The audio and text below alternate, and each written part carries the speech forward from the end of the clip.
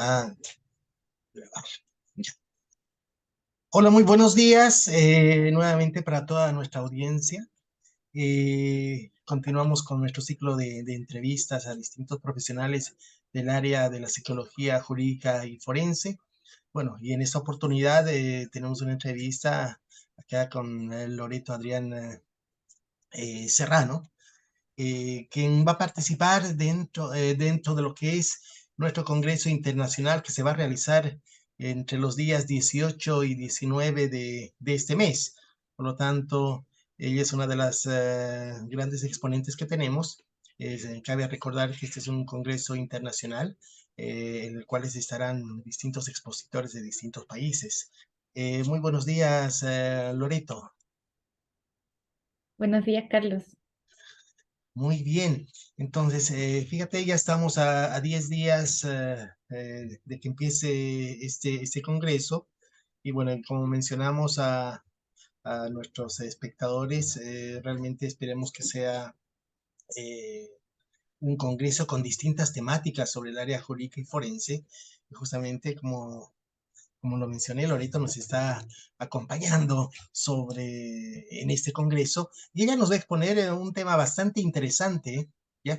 Que hace relación sobre la retractación como fenómeno victimológico. Por lo tanto, Loreto, si tú nos puedes explicar de manera general en qué consiste, digamos, tu estudio. Súper. Bueno, mi estudio, que es lo que voy a presentar los días de congreso, habla sobre el fenómeno de la retractación, pero específicamente el tratamiento penal que tienen los actores de justicia cuando se enfrentan a una retractación, a su ocurrencia o a su riesgo. ¿Ya? Para poder adentrarnos a ese tema es importante entender a qué nos referimos cuando hablamos de retractación.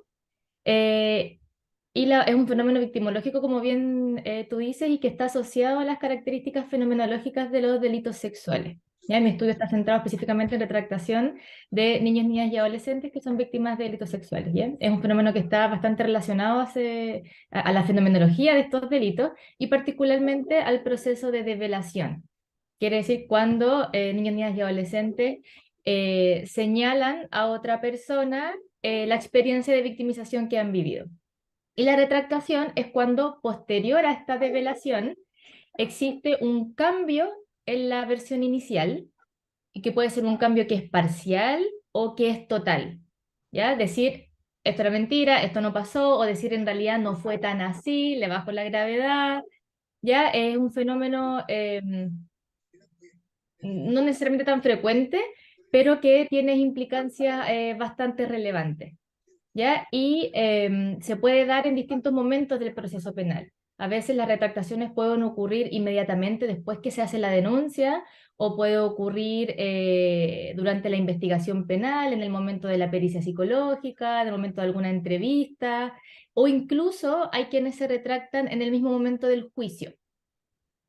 ¿Ya? En este sentido, la retractación la podemos entender cuando nos adentramos en el tema como una consecuencia de los efectos que ha tenido la develación en el entorno, ¿ya? Sobre todo cuando entendemos que en el caso de niños, niñas y adolescentes, los delitos sexuales tienden a ocurrir en el entorno íntimo, ¿verdad? En el contexto intrafamiliar, ¿ya? O sea, quiere decir que son actores que forman parte, los agresores son personas que forman parte del entorno íntimo de las víctimas.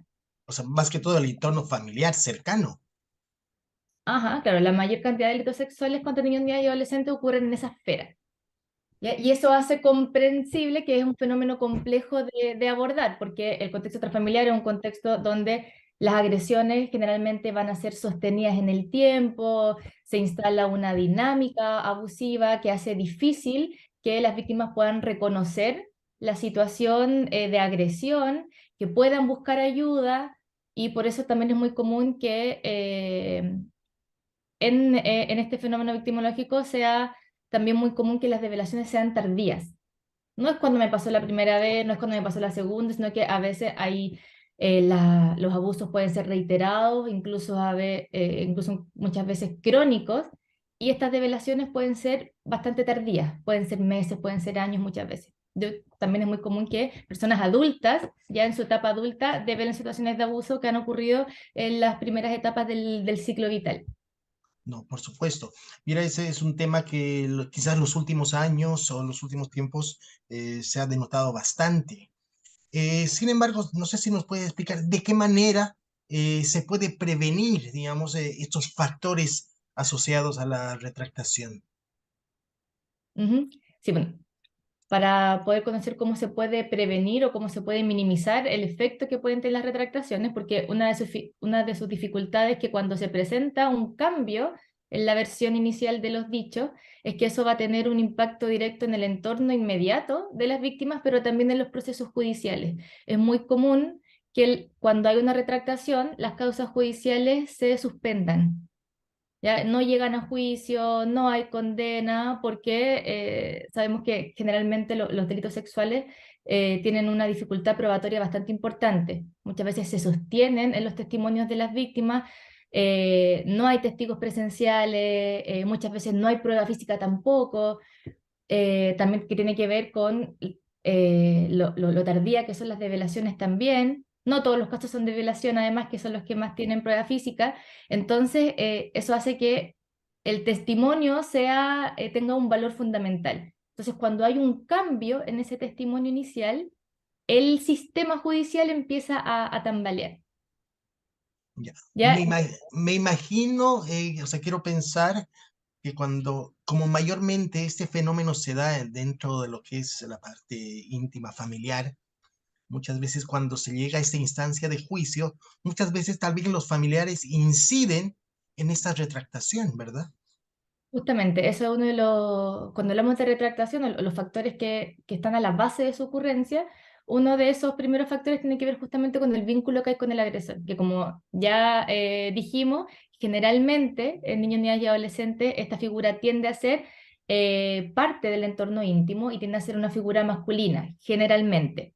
¿Ya? Entonces, y eso obviamente es un riesgo para una retractación por los costos que puede tener esta develación, porque en el fondo un niño ni adolescente que menciona que algún familiar ha cometido violencia sexual contra él, esa develación puede tener muchos costos. Es muy típico la existencia de sentimientos de culpa, de la sensación de que hay amenazas que se pueden concretar. Muchas veces los agresores, como técnicas de silenciamiento, pueden decir, es que si tú me acusas, yo me voy a ir a la cárcel, es que si tú me acusas, yo me voy a tener que ir a la casa.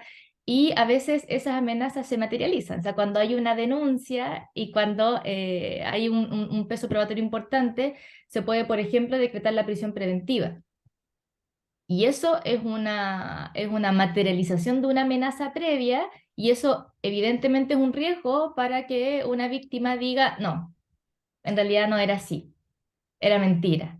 O en realidad no fue esta persona, fue otra, o no fue tan grave, o fue solamente una vez y empiezan a cambiar un poco su versión porque finalmente la retractación aparece como una medida para recuperar la homeostasis del entorno que había previo a la develación. Entonces, yo quiero borrar todo esto y volver a como estábamos antes, no quiero causar más problemas. Y eso se agudiza todavía más cuando estamos en contextos familiares que pueden tener una alta dependencia económica o afectiva de la figura agresora.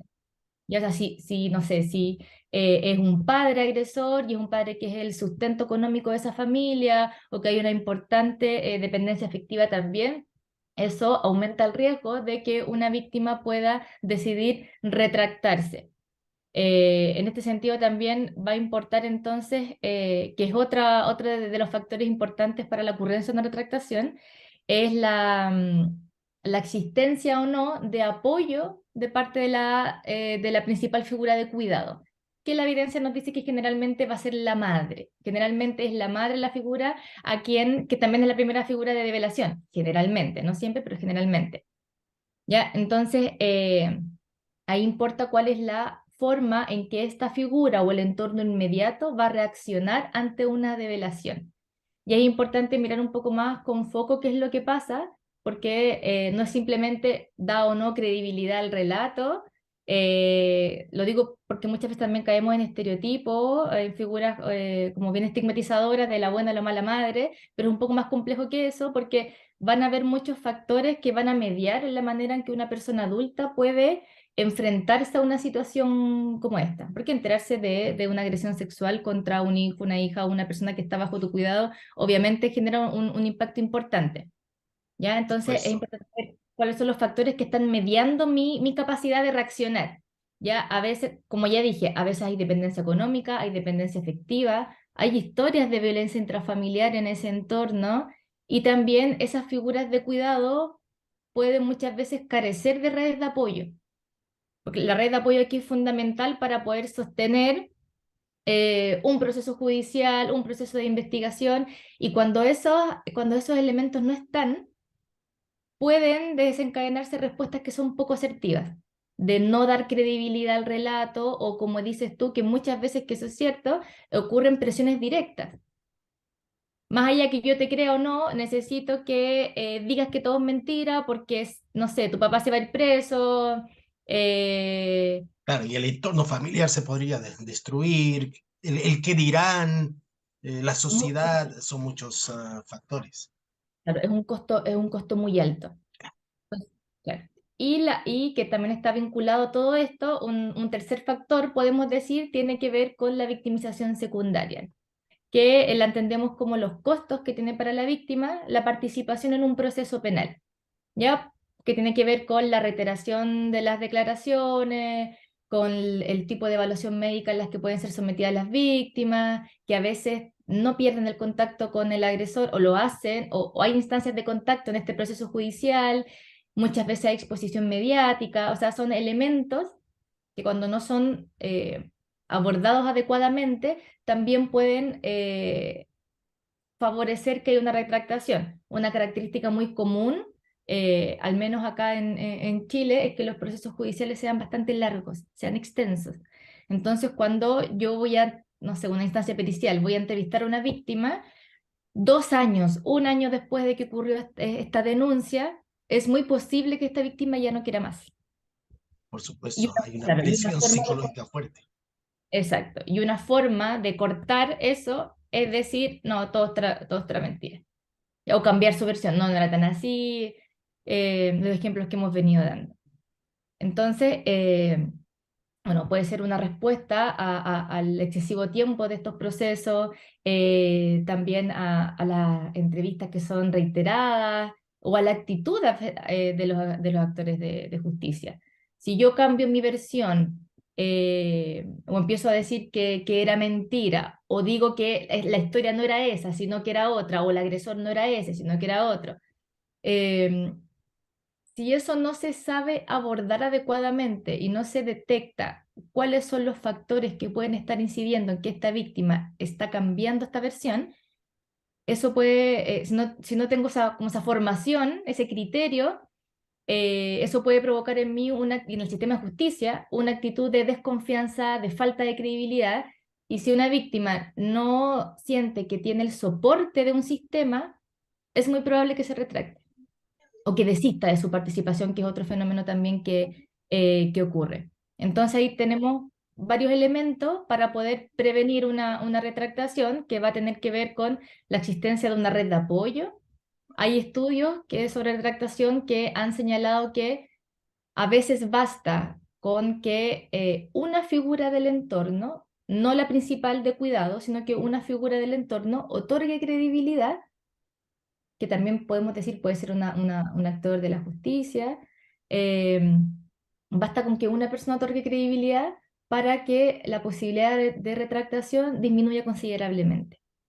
O sea, eso nos alerta de la importancia que haya una red de apoyo en el entorno y un sistema que esté especializado, que sepa cuándo puede ocurrir el fenómeno, que sepa levantar los riesgos, que sepa qué hacer cuando hay riesgo o cuando nos enfrentamos a una retractación, que haya un sistema que esté coordinado y que favorezca la adherencia, por ejemplo, no solamente de las víctimas, sino también del entorno familiar. Hablamos antes de que hay factores como familiares o del entorno que pueden aumentar la existencia de una retractación, entonces es importante que tengamos un sistema que sea capaz de otorgar apoyo y acompañamiento a esta figura de cuidado, a este entorno inmediato, para que haya una mayor adherencia y para que en el fondo haya medidas de protección que sean eficaces, porque cuando hay un sistema que decide no intervenir, porque hay una retractación, que sabemos que una retractación no quiere decir que la violencia no haya ocurrido. Ya pueden ser, hay otras cosas que están a la base, entonces si yo no actúo oportunamente, yo puedo estar exponiendo más a esta víctima a nuevas agresiones, porque va a haber un sistema que no va a estar actuando y un entorno Por tampoco que no va a supuesto. estar protegiendo. Mira, muy interesante este fenómeno de retractación. No queremos ahondar más sobre el tema. ¿Por qué? Porque Loreto Adrián nos va a estar exponiendo con más detalles justamente en el Congreso Internacional COMCIFOR que se va a desarrollar los días 18 y 19. Sin embargo, muchas gracias, Loreto. Pero sin embargo, ¿quién es Loreto? ¿Quién es Loreto Adrián? Loreto Adrián tiene una vasta experiencia, actualmente trabajando en el Instituto Nacional de Derechos Humanos, como analista de contenido en el Comité, justamente para la prevención de la tortura. También ha sido psicóloga del Departamento de Estudios Criminológicos en el Instituto de Criminología. Ella con vasta experiencia, psicóloga de profesión de la Universidad Andrés Bello de la República de Chile. Muchas gracias, Loreto, por acompañarnos en esta pequeña entrevista. Y bueno, a toda nuestra audiencia les recordamos nuevamente que ella estará presente ya sea el día 18 de mayo o 19 de mayo de este mes. Muchas gracias, Loreto. Muchas gracias a ti.